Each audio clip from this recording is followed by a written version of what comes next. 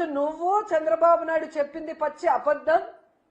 ఆ నెయ్యిలో జంతు కొవ్వు కానీ పంది కొవ్వు కానీ ఫిష్ ఆయిల్ కానీ కలవలేదు అని చెప్పి సాక్షాత్తు సిబిఐ రిపోర్ట్ కోర్టుకి ఇచ్చింది కదా. మరి ఇప్పుడు ఏం గడుగుతారు, ఎక్కడ గడుగుతారు? పవన్ కళ్యాణ్ చెప్పాలి. ఈరోజు భక్తులందరి కాళ్ళు కడిగి మీ నెత్తిన చల్లుకోవాలి. జగన్మోహన్ రెడ్డి గారి కాళ్ళు కడిగి మీరు నెత్తిన చల్లుకోవాలి.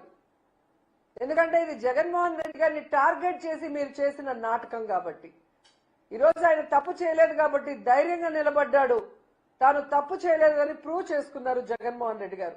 ఆయన కాళ్ళు కడిగి చంద్రబాబు నాయుడు పవన్ కళ్యాణ్ నెత్తి మీద చల్లుకోవాలి.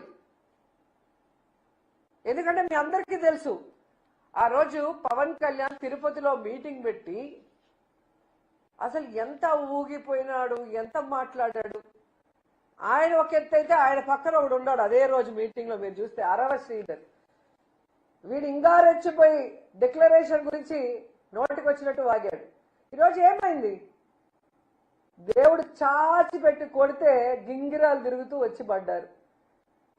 ఆడవాళ్ళ జీవితాలని నాశనం చేసే వీళ్ళు, ఆడవాళ్ళకి అబార్షన్లు చేసి వాళ్ళని రోడ్డు మీద పడేసిన వీళ్ళు సనాతన ధర్ములు.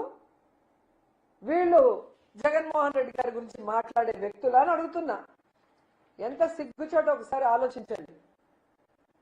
ఈరోజు నిజంగా వీళ్ళు హిందువులైతే చంద్రబాబు నాయుడు పవన్ కళ్యాణ్ నిజంగా హిందూ ధర్మాన్ని వీళ్ళు గౌరవించే వాళ్ళైతే దేవుడిని ఏ విధంగా నోటికి వచ్చినట్టు ప్రచారం చేశారో బాధ్యత వహించి రాజీనామా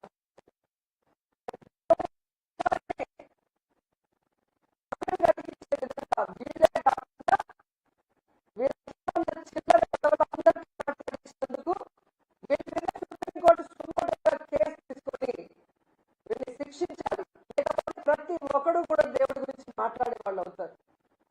ఎందుకంటే ఆ రోజు మీరు హడావిడిని చూస్తుంటారు. ఒకడేమో మెట్లు కలుగుతాడు, ఒకడేమో వందే భారత్ ట్రైన్ లో భజన చేసుకుంటూ వస్తారు, ఒకరేమో సంప్రోక్షణ చేస్తారు, ఒకరేమో హోమాలు చేస్తారు.